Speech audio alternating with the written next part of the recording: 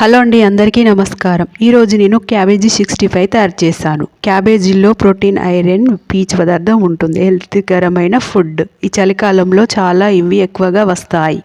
ఇలా క్యాబేజీతో తయారు చేసుకొని తినండి. ఒక క్యాబేజీ తీసుకువచ్చి చిన్న ముక్కలుగా కట్ చేశాను. శుభ్రంగా కడిగి చూడండి, ఇలా క్యాబేజీలో నీటి శాతం ఎక్కువగా ఉంటుంది.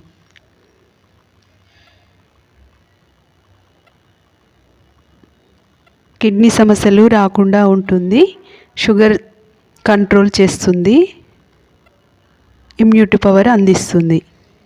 చూడండి, ఇలా చిన్న ముక్కలుగా కట్ చేసి శుభ్రంగా కడిగి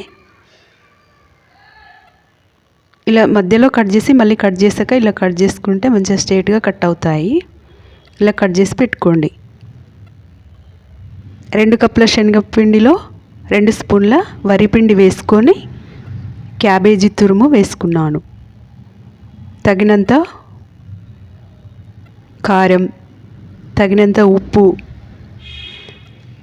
ధనియాల పౌడర్, అల్లం వెల్లుల్లి పేస్ట్ వేసి ఫస్ట్ మొత్తం కలిసేంత వరకు కలుపుకోవాలి.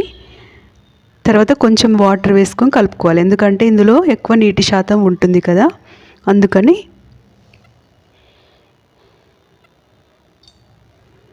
ఇలా మొత్తం కలిపి కొంచెమే వాటర్ వేసుకోండి, మళ్ళీ పలసగా అయితే పకోడీ రాకుండా తయారవుతుంది. కొంచెం కొంచెం వాటర్ వేసుకొని మొత్తం కలిపి పక్కకు పెట్టుకోండి. స్టవ్ వెలిగించుకొని కడాయి పెట్టుకొని ఆయిల్ వేసుకోండి.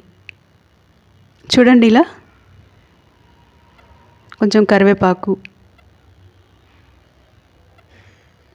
ఇలా చిన్న చిన్నగా వేసుకోండి. పల్చగా వేస్తే మంచిగా చూడడానికి బాగుంటుంది, తినడానికి కూడా క్రిస్పీగా వస్తాయి. ఇలా లేయర్గా వేసుకోండి, చిన్న చిన్నగా వేస్తే బాగుంటుంది. ఇలా క్రిస్పీగా వేగాక తీసి సర్వ్ చేసుకోండి. ఎంతో టేస్టీగా ఉంటుందండి, చాలా హెల్దీ కూడా. ఇప్పుడు సీజనల్ అండి వీటికి, వెజిటేబుల్కి. పిల్లలకు, పెద్దలు ఎంతో ఇష్టంగా తింటారు. పప్పుచారు చేసుకున్నప్పుడు చేసి పెట్టండి, అన్నంలో వేసుకొని తింటారు. ఈవినింగ్ స్నాక్ లాగా కూడా తినవచ్చు. చూడండి ఎంత బాగా వచ్చిందో.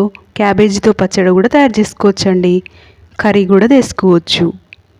టమాటో క్యాబేజీ చేసుకుంటే చాలా టేస్టీగా ఉంటుంది. ఇలా పకోడీ చేసుకొని తినండి.